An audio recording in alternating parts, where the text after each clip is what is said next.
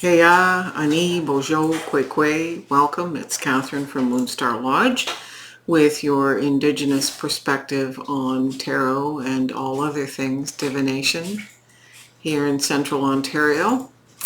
And I have a reading for the week of October 31st, Halloween, until Sunday, November the 6th.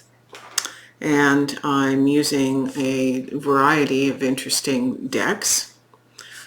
Before I get into that, I want to remind people that the Days of the Dead continue right through until winter solstice. Days of the Dead, be it Halloween, Tuesday is All Saints Day, and then we have All Souls Day. We've had Owagat, we have different festivals that run right through, as I say, until winter solstice, even Veterans Day, because on Veterans Day, November the 11th, Remembrance Day here in Canada, we have soldiers and civilians and animals coming through the veil with their stories of the wars that they've been in. So, it's because the veil is thin. It's based on the weather.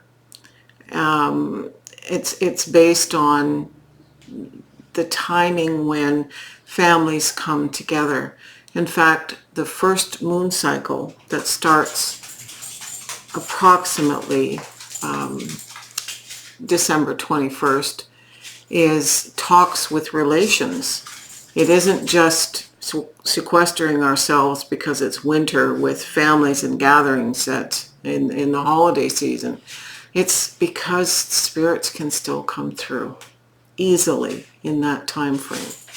So I will be continuing to use some of my spooky season of the witch decks, simply because I enjoy the variety and I am challenged by the messages that they bring through, and that's really important. So today I'm using the Marigold Tarot, which you've seen if you've watched this channel, by the way, before.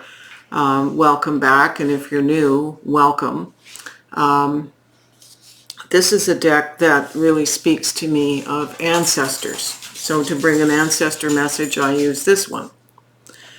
I'm using today the Embroidered Graveyard, which is a new to me deck, and it's just fabulous as an oracle. The Deep, Dark, and Dangerous Oracle by Stacey DeMarco, fabulous. Seasons of the Witch, the Samhain Oracle. It's Juliet Diaz and Lorraine Anderson. It's one of a series. Right now there are 3 editions out, Yule and Beltane.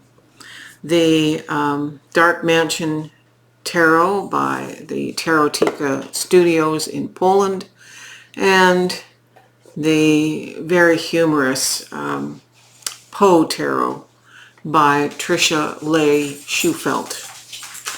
So with that to the side, and the dog making noise because she's chewing her dad's handkerchief, we will start.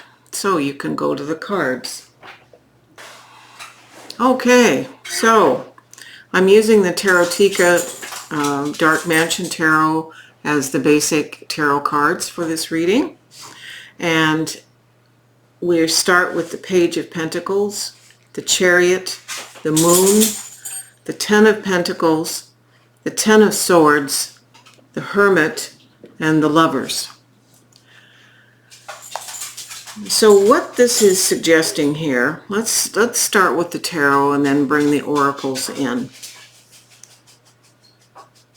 The Page of Pentacles is always a new, adventurous energy, and because Pentacles are the earth element and they represent our life on earth, our money, our jobs, our home, how we manage to live in this third dimension, it is suggestive of a new enterprise being looked at with the eyes of the innocent, as if you're looking at something new. So the Page of Pentacles is an interesting significator card here. Apparently, we need to have the energy to go full bore, full speed ahead with this enterprise in this next week. And it is good energy during eclipse season to do just that. So let's see where this takes us. Well, we have the moon, and that's very interesting. It is calling upon us to have our intuition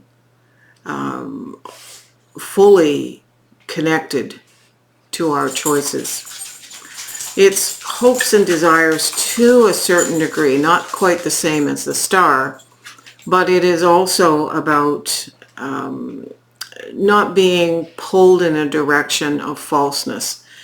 The Chariot, when it goes full bore, it's going in possibly conflicting directions if we don't take control.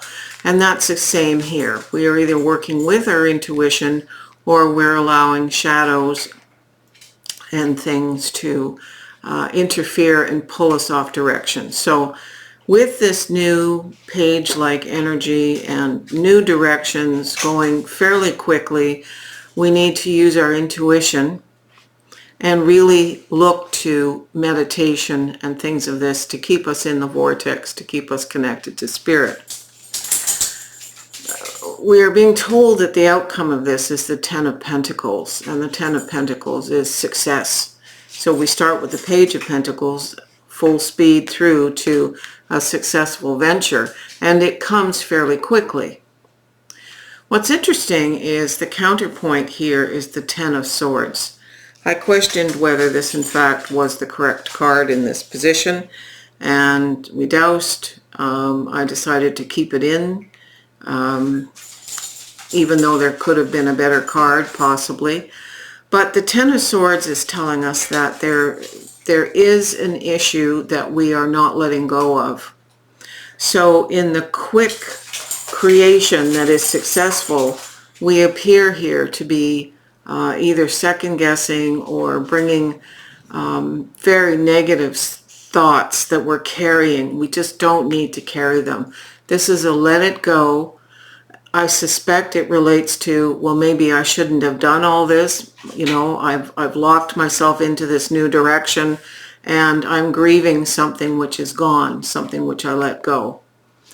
It's important to be as the Hermit, and it's interesting here that the Hermit shows up from two different decks.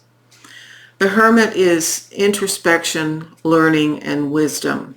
So as much as we have gone full speed ahead to get to here, the questioning phase, and now we have to slow down just a little bit and do some thinking about from our wisdom place. And our wisdom place is always supported by our intuition. The final card is the Lovers, and the Lovers denotes a number of things. It denotes choice. It denotes relationship.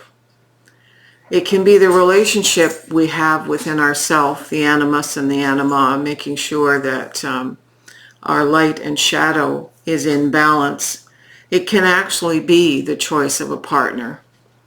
But in this instance, I sense because you've been feeling too much the swing to the intellectual and the not letting go, that this is the choice to bring this whole week into balance and be supported in that. So let's go to the oracles here.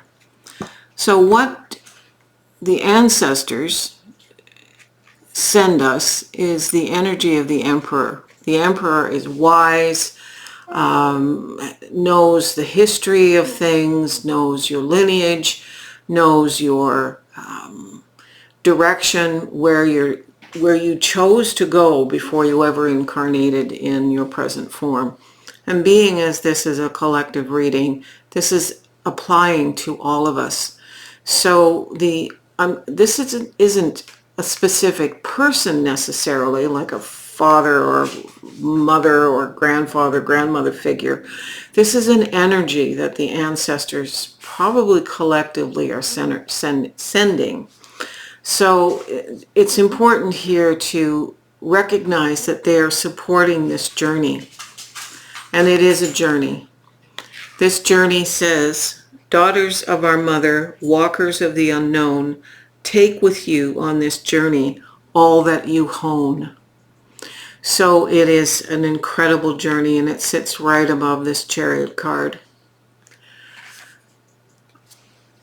This deep, dark, and dangerous thing is the Hydra, and the Hydra speaks to regeneration or rebirthing. Oh, there goes Leonard. Leonard fell over. It's really, the regeneration is coming in this new direction that you're taking. So Spirit is saying, yes, it is important to recognize and accept regeneration and not spend a lot of mental energy regretting your choices. Now, we have the Six of Paws from the Poe Tarot. And the Six of Paws is the same as Pentacles. So this is about gifting. Somebody is gifting to another. This card says, from my infancy I was noted for the docility and humanity of my disposition. Again, because there is an overarching theme here, this says that we are being given something as part of this journey, and because it is a successful journey, we can choose to give back. So there's a reciprocity here. In the regeneration comes the ability to both give and receive. The next card, as I mentioned earlier, is the Hermit card. Not one of all the crowd to pry into thine hour of secrecy. Be silent in that solitude. So you go like hell on wheels here, and you need to step into a space of solitude. Now these two embroidered graveyard cards are the final ones here. This card says impervious.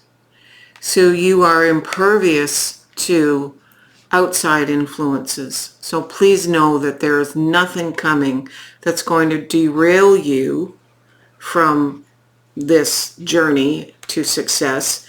The only thing is if you choose to get distracted by weird shadow things. But you are impervious to external sources. And you need to bring your familiar. This familiar is a buck as we move toward the full moon. So this is a deer. We have cats again this week, black cats as familiars. We have a magpie, which is part of the corvid family with ravens and crows, and blue jays. We even have a horse here. So please know, you can flip the camera, Brian.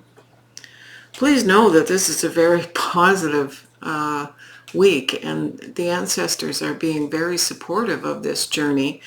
You just have to not get yourself bogged down in old tapes and loops and old ways of agonizing and hyper-analyzing things. It's all good. You are impervious. All right. Miigwech, Niaoen, and have a wonderful week with the spirit world. Aho.